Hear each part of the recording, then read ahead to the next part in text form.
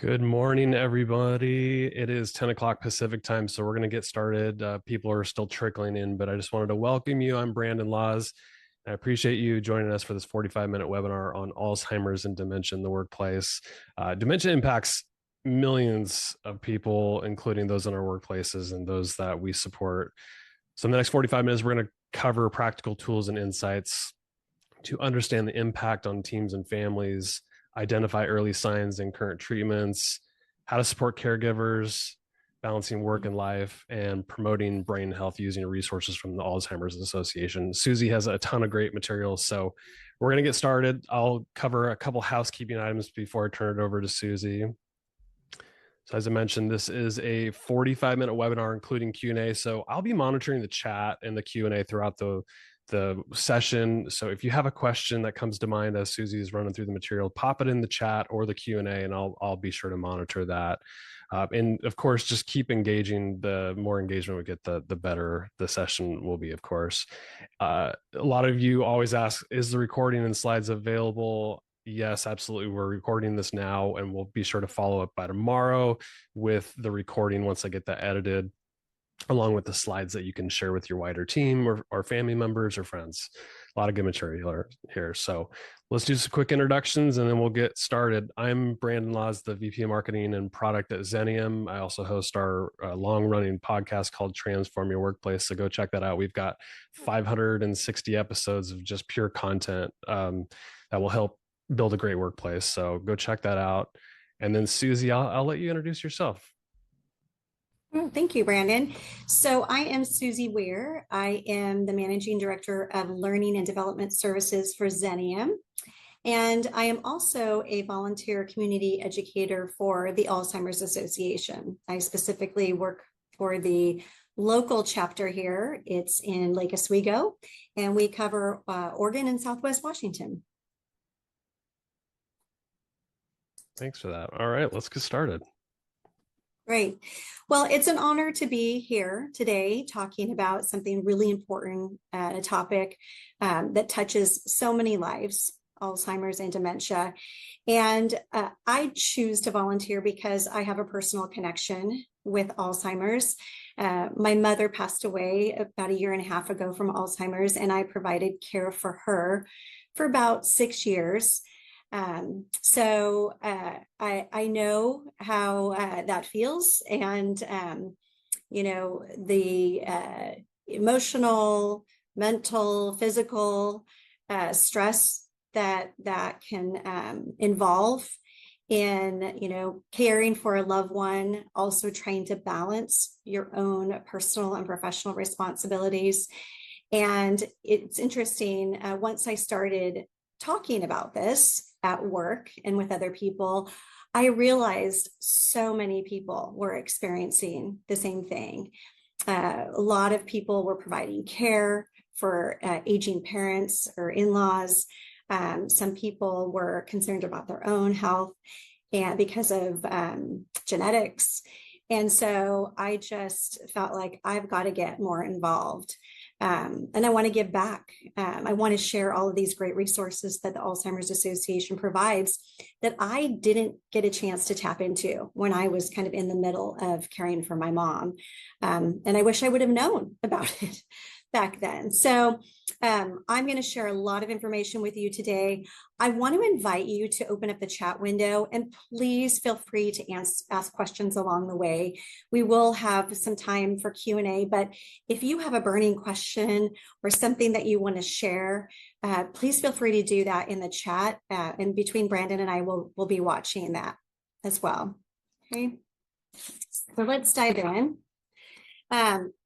Before I get into these facts and figures, I'm interested to hear from you all. If you're comfortable sharing in chat, how many of you know someone who has been diagnosed with Alzheimer's disease or dementia?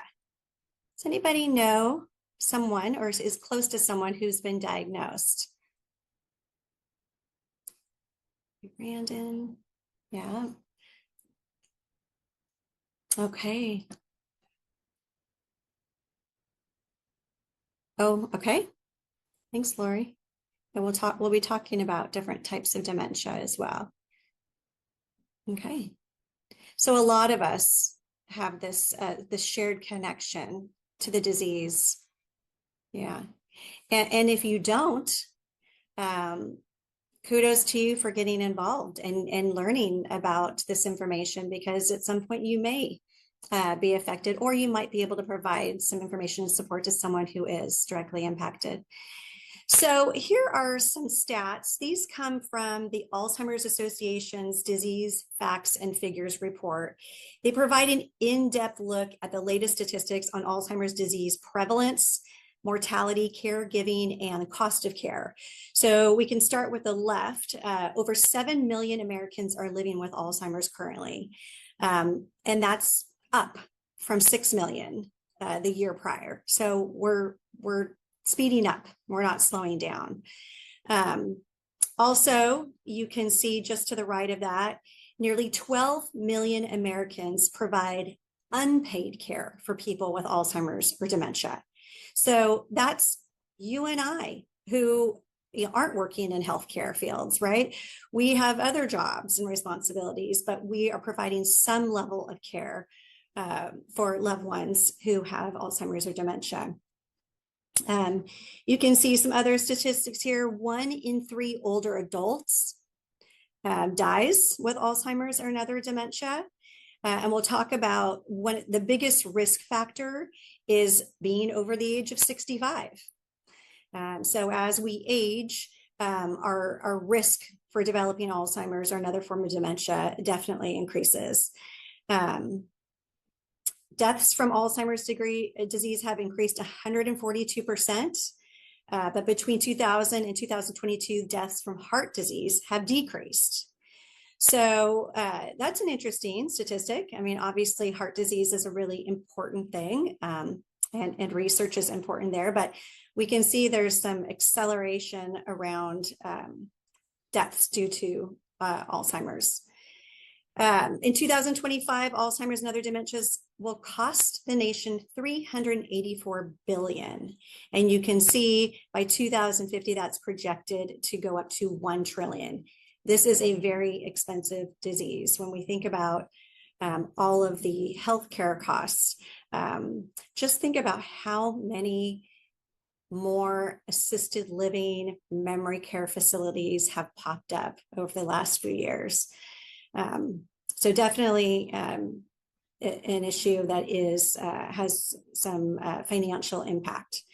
Up to 4 in 5 Americans feel optimistic about new Alzheimer's treatments in the next decade. That's promising. So it's not all negative news.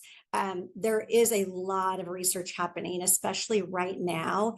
And everything that I'm seeing and hearing from these scientists is that they are thinking that they're going to have some treatments within the next 10 years. The goal is to find a cure. They may not have a cure within those 10 years, but they're definitely going to have more treatments that slow the progression dramatically and help people live better with the disease. 92% of Americans would want a medication to slow the progression of Alzheimer's following a diagnosis.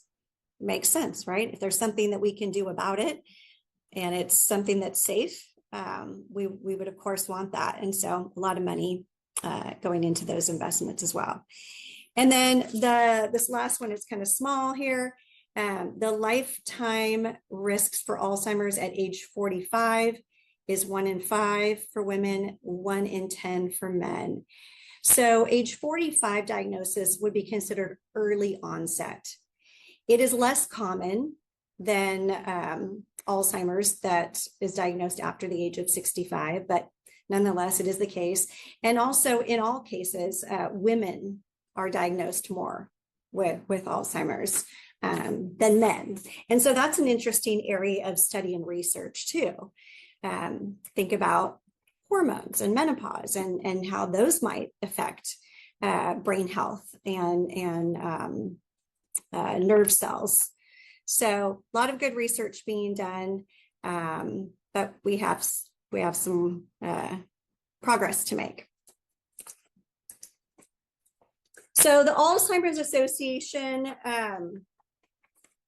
they are a global entity. They are very invested in advocacy within the legal community, as well as raising money. I'm hoping that with the information that I share today, you will not just feel informed, but you will feel inspired to share what you've learned, and inspired to support someone who might be struggling. We'll also share some information on resources available to you through the Alzheimer's Association. So I'll make sure that you have that information. There's a lot of great stuff, from trainings to support groups, community resources, even a 24/7 helpline for any type of question that you might have. All right, so let's get into some of these facts around what is dementia? What are the different forms of dementia? And how does that relate to Alzheimer's? So we hear the term Alzheimer's used a lot. Alzheimer's is a form of dementia, but there are also different forms of dementia as well. And sometimes you'll hear Alzheimer's and dementia used interchangeably. Dementia is not a single disease. It's an umbrella term, like heart disease, that covers a wide range of conditions that affect memory, thinking, language, problem solving, and even personality. These changes are serious enough that they interfere with someone's daily life and independence. And as many of us know, they don't just affect the person who's living with dementia, they ripple out to families, relationships, and even communities. So Alzheimer's disease is the most common cause of dementia. So it accounts for 60 to 80% of cases. But then there's also some others. So for example, vascular dementia can result from strokes or blood vessel blockages in your brain, right? So when we think about dementia, that's where there is death of brain cells often, right? And so if someone has an incident, an event like a stroke, that can kill brain cells and result in vascular dementia. Some people experience mixed dementia, where more than one type of brain change could be happening at the same time. There are other diseases or conditions like thyroid issues or even vitamin deficiencies that can cause dementia-related symptoms, but those are usually treatable and even reversible. There's some other listed here. Lewy body, that is a buildup of a certain type of protein in your brain. Frontotemporal, that affects the front lobe of the brain. Some of you may have seen recently the special on TV about Bruce Willis. And so Bruce Willis has frontotemporal, and often the symptoms of that are changes in personality, not just necessarily forgetfulness. Lori, thanks for sharing. Okay, so vascular dementia, part of another neurocognitive disease called progressive supranuclear palsy. Oh, related to Parkinson's. Okay, I got it. Part of a Parkinson form of disease. Okay, yeah, and Parkinson's as well, a symptom of that is dementia as well. I think we remember thinking of another famous person, Robin Williams, was diagnosed with Parkinson's, and which had a dementia-related component to it. Yeah, other neurological diseases like Huntington's, there's a lot that can go on. I'm going to be talking probably a little bit more about Alzheimer's, since that, again, accounts for 60 to 80% of the cases. But all of these are important, and it's very important to know the warning signs so that you can get some support. Early detection is very important for being able to manage it and make some important decisions. So Alzheimer's, as I mentioned, is the most common form of dementia.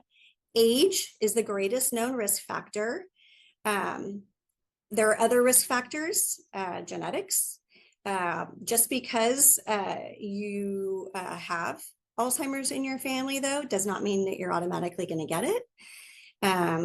You can get blood tests and look at some genetic tests to see if you have a greater risk. That's just a personal choice if that's something that you're interested in. Age, though, is the highest risk factor. And as we talked about, after the age of 65, it increases. There is that early onset, which can show up as early as 45, not as common, but that is another example as well. Alzheimer's, we know, is a progressive disease, which means it gets worse over time. In the beginning, memory loss might seem mild. So the term that's used is mild cognitive impairment. It could be misplacing keys, forgetting names, and we'll talk about some more warning signs. But as the disease advances, it can start taking away one's ability to hold a conversation, recognize their loved ones, or even respond to the world around them. Oftentimes in later stages, people have a lot of anxiety, they wander, also even delusions are common, and sometimes even hallucinations in the later stages. On average, okay, note, on average, someone lives 4 to 8 years after diagnosis. Okay. And once someone is diagnosed with Alzheimer's, there is a early, middle, and late stage. How people move through those stages is not the same, right? People move at different rates. My experience with my mom, and I've heard from others, is my mom would have symptoms for a certain period of time. And then all of a sudden, one day I'd go to see her and there would be a drop in terms of her capabilities. It was almost like a stair step down. And then she would stay at that kind of stage or state for a while and then drop down again. But again, everybody is different. And some people actually can live as long as 20 years after diagnosis. So every journey is different. And as I mentioned before, early detection is so important. So dementia often starts really subtly and is easy to dismiss the signs. I see a lot of family members who it's like we're in denial. We're like, oh, maybe they're just getting older, right? It's a lot to deal with. But again, really being informed on what is a distinction between warning signs of Alzheimer's and just normal aging is important. So if you or someone you love is experiencing memory changes or trouble thinking clearly, don't wait. Talk to a doctor. Get an early and accurate diagnosis that helps open the door to support, treatment options, and a chance to plan the future with dignity and care. I've heard from a lot of people as I do these community education sessions that, they go to the doctor and they're wanting to get an assessment or maybe a referral even to a neurologist to look at the brain. Because when someone has Alzheimer's and some of these other forms of dementia, like Lewy body, as we mentioned, you can see amyloid plaque and protein buildup in the brain. And it shows up in scans kind of in like dark shadowy areas. And it's usually in multiple spots of the brain when it's related to Alzheimer's. And sometimes people who have managed care insurance, for example, have a hard time getting that referral. I always say, if you don't feel like you're getting what you need from your doctor and they're not taking you seriously, talk to other people, connect with the Alzheimer's Association, try to find another doctor who will listen to you and who will, answer your questions and help you get a proper assessment. Just because someone's a doctor doesn't mean they know everything and they're fabulous in their job, right? They're human. And so we really need to advocate for our health and for our loved ones' health. Okay. So let's talk about the warning signs. This is what we're interested in, right? We want to know, okay, is this something that I really need to be worried about? How seriously do I need to take this? And I am going to make sure that you all have a checklist that's emailed to you along with a copy of this presentation so that you can refer to this.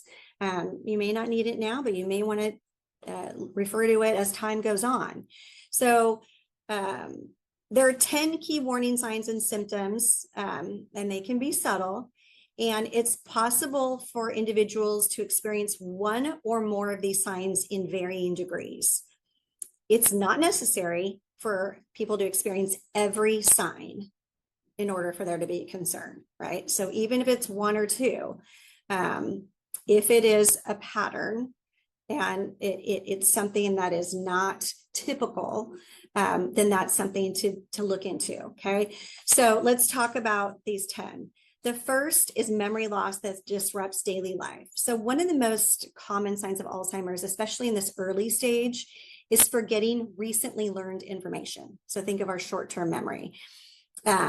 Others include forgetting important dates or events, especially if you know someone who is really good about remembering everybody's birthday. They don't miss, I mean, I've never been that way, but there are some people, for example, who are really good at remembering anniversaries and birthdays.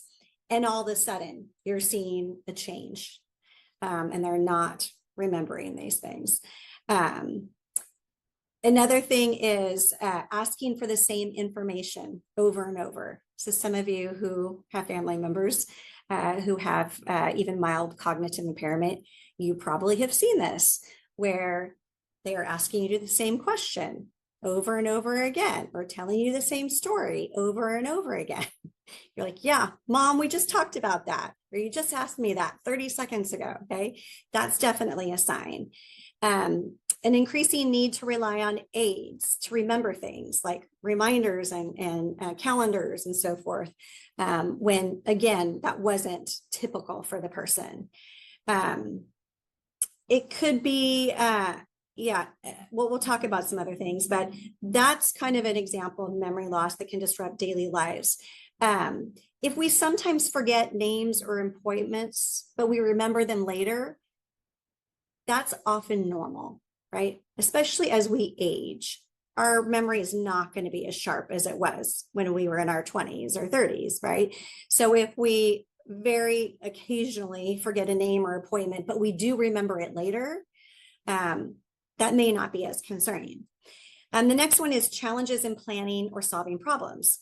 So some people may experience changes in their ability to develop and follow a plan or work with numbers. So they might have trouble following a familiar recipe or keeping track of their monthly bills, or may have difficulty concentrating and take much longer to do things than they did before. So I remember with my mom, I started noticing that if she had to do anything that had more than one or two steps, she would only get through maybe the first step, and then it would fall apart. Right? So if I said, Mom, you need to unload the groceries and then put the food away and then put the grocery bags back in the car, for example, she might get to the unloading of the groceries and then be stuck. Things would fall apart after that, right? So when there are kind of process steps or planning or solving problems, oftentimes you'll see a breakdown in that. Typical age-related change is making an occasional error when balancing a checkbook, right?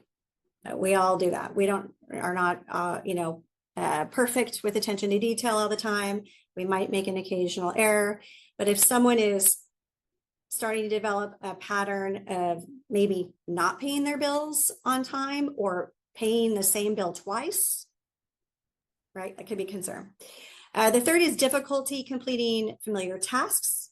So may have trouble driving to familiar locations, managing their budget, even remembering rules to a favorite game. So things that they have done very frequently start becoming more challenging. What's normal? Normal would be maybe occasionally needing help to use the settings on a microwave or to record a TV show. So if it's not something that they do frequently and it's a newer technology, for example, they might need help with that, right? And that would be normal. Confusion with time or place. is number 4. So people with Alzheimer's can lose track of dates, seasons, or passages of time. So they may have trouble understanding if something is not happening immediately. Sometimes they forget where they are or how they got there.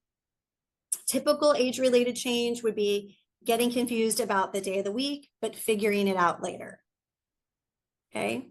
So it's like, what day is it? Thursday or Friday? Oh yeah, it's Wednesday, right? Number 5 is trouble understanding visual images and spatial relationships. So for some people, having visual impairments could be a sign of Alzheimer's. So, difficulty reading, judging distance, determining color or contrast. This can definitely be a concern if someone's driving. Sometimes you think this might be a vision issue and you go to the ophthalmologist, and sometimes the ophthalmologist can help rule that out. Typical age-related change, natural vision changes, right? Cataracts, those are things that are common for us as we age. Number 6 is new problems with words in speaking or writing. So people with Alzheimer's disease may have trouble following or joining a conversation. They might stop in the middle of a conversation, have no idea how to continue, or they may repeat themselves. They may struggle with vocabulary. So people who are maybe really articulate before may have trouble finding words, and may even call things by the wrong name, like may call a watch a hand clock. So what's a typical change? That could be sometimes trying to find the right word, which I'm sure you all can relate to this, right? You'll be talking, you're like, what's that called again? So that will happen to us when we're under stress or as a normal sign of aging.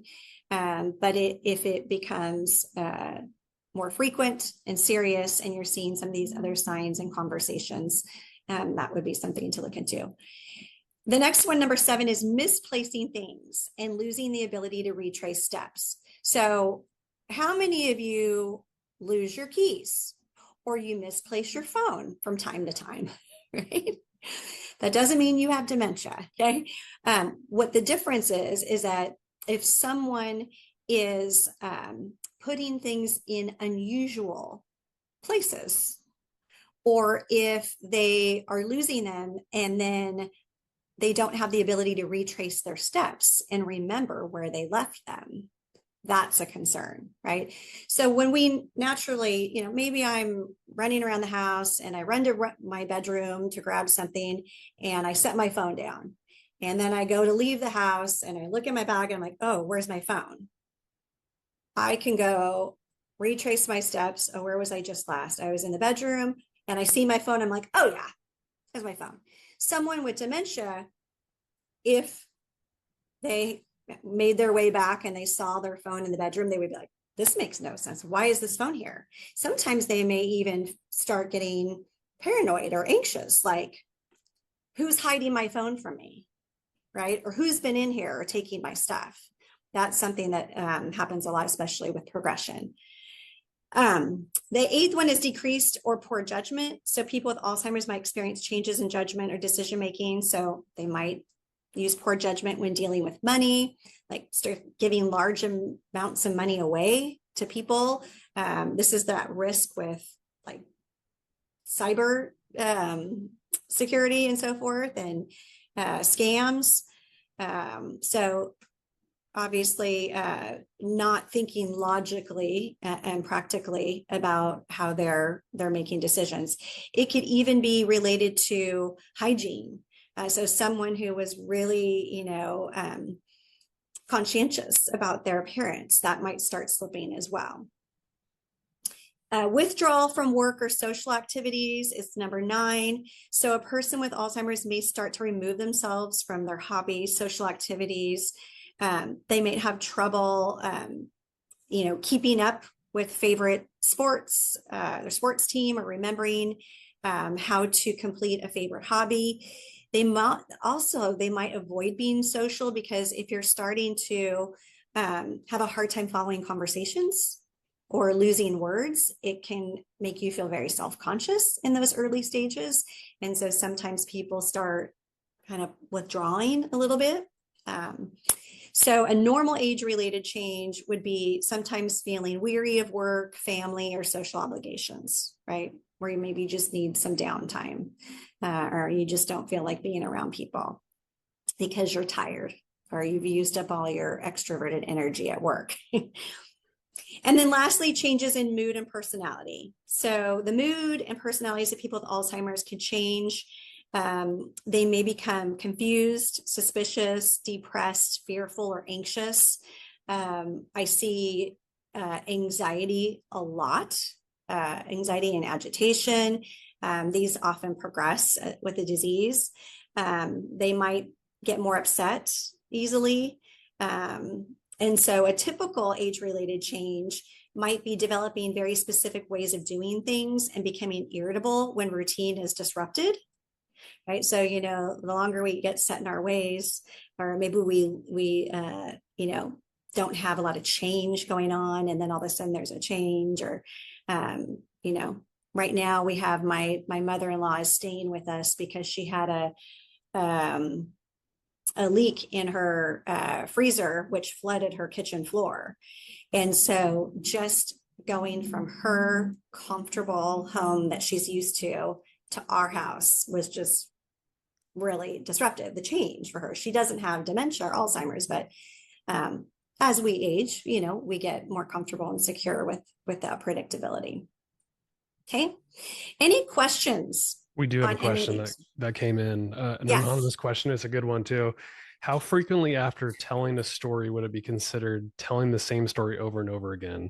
Because my mother-in-law typically will tell us a story, then an hour later or 2 to 3 days later, tell the same story. And this person says, I can never tell if she just can't remember who she's already told or if it's a memory loss issue. What do you think? Yeah. So usually with Alzheimer's and dementia, think short-term memory. So very short-term memory. So it would be shortly thereafter telling the story that she would tell it again. If every time I come over to visit, maybe for a holiday or an event, I will tell a story from the past. It's a memory that was pleasant for me, and I love to relive that memory and tell that story, right? I even do that now at my age, and my boys get so irritated with me. Like, remember when you were little? That can be a normal sign of aging. But if it's very short term, so literally like I say something and then 30 seconds to 5 minutes later, I say it again.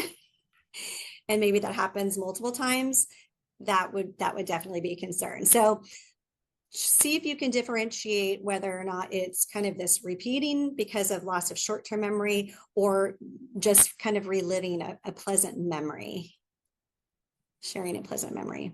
Suzi, I wanted to chime in. I was resonating. So my grandma has dementia and it's been on steady decline. And when you're talking about the misplacing things or losing the ability to retrace steps, my grandma would, like, her purse was like, she'd keep this tight, and she'd get home, like my parents might take her out or my uncle would take her out for lunch or something. And then she'd come back, she'd hide the purse somewhere, laundry basket, drawer, and she could never retrace it. And then the paranoia would kick in and the anxiety about, like, I don't have my purse. So we already knew she had a dementia diagnosis by the time this started happening significantly, but just the signs were there for sure. Yeah, my mom did the same thing. And then she thought someone was stealing her purse or moving her purse. Exactly. And as you can imagine, when that is your truth, the anxiety, right, that you would feel, so it's very understandable why folks get really agitated or anxious. So let's talk. I have a lot of information to share, so I want to get through some of this, and then we'll try and have some more time for questions as well. Treatments. So where are we right now?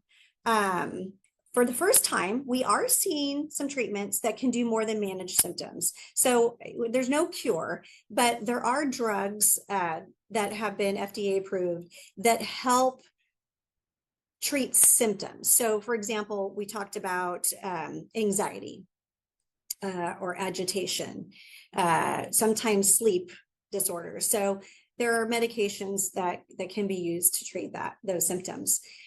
There are also drugs, which are newer drugs, and they're evolving, that help slow the progression. However, right now, those only slow the progression of symptoms if you start taking them early, right? So the earlier better. So that's why we talk about the importance of early detection as well. So if someone is in the mid to late stages of Alzheimer's disease and they take these drugs for trying to slow the progression, probably not going to do much. At that stage, you're just trying to treat symptoms and keep people comfortable. But what they are really focused on right now with the research is those drugs that help slow the progression. They have some good developments for the early onset. There's actually a drug that's on the market now. I can't remember the trade name of it, but it's actually an injection, and it's for very early onset, and it is reducing the progression. So, and that's pretty recent too. So there is a lot of work being done in these clinical trials to see what's working, and the goal is to slow down the progression as much as possible and really ultimately cure it. So what can we do to take care of our brain? You know, obviously we will all age, and so we can't really slow that down. But we can also take some positive actions to take care of our health, specifically our brain health.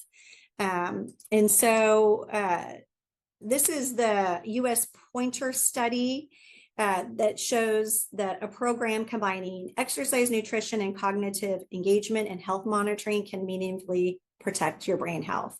So no surprise here. We know this. We know that it's good to eat well. It's good to exercise. It's good to use our brain.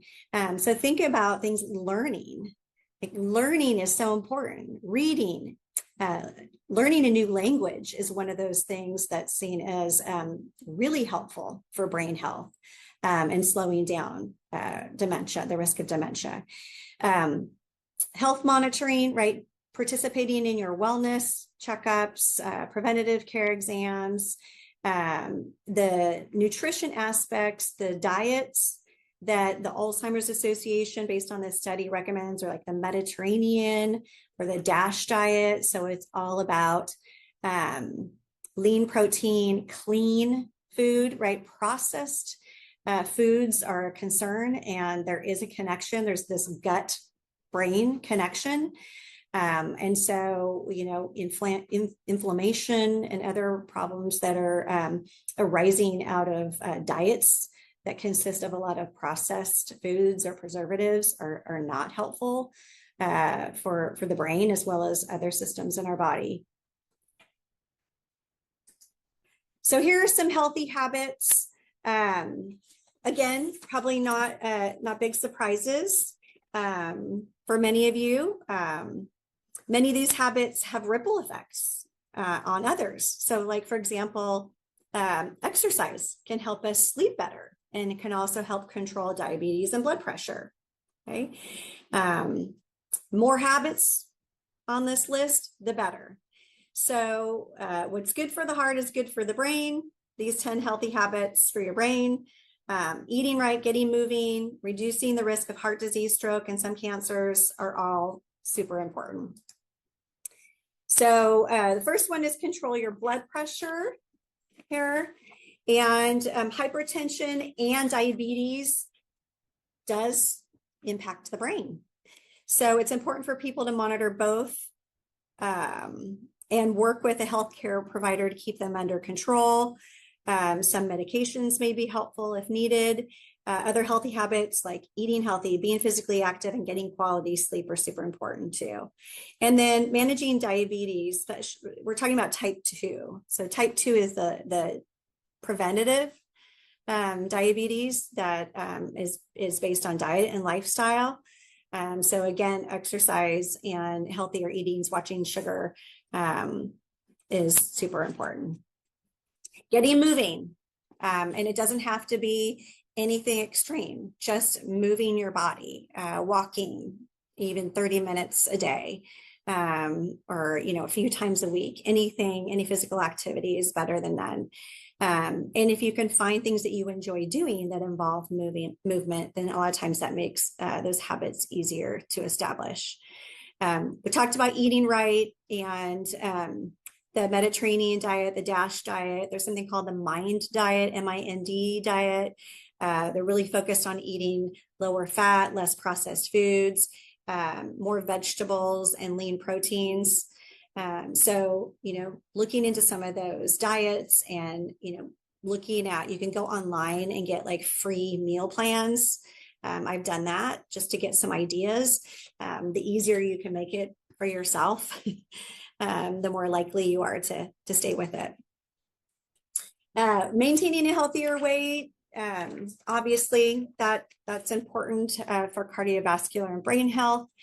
Sleeping well, sleeping regularly, super important. It affects a lot of things, as you know.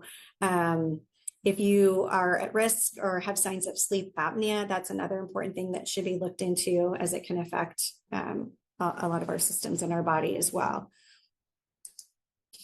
Smoke-free, I'd probably say tobacco-free even, and even protecting your head. So interestingly, some head injuries can result in some forms of dementia too. So making sure that you're using protective equipment if you're participating in some activities where you can hurt your head.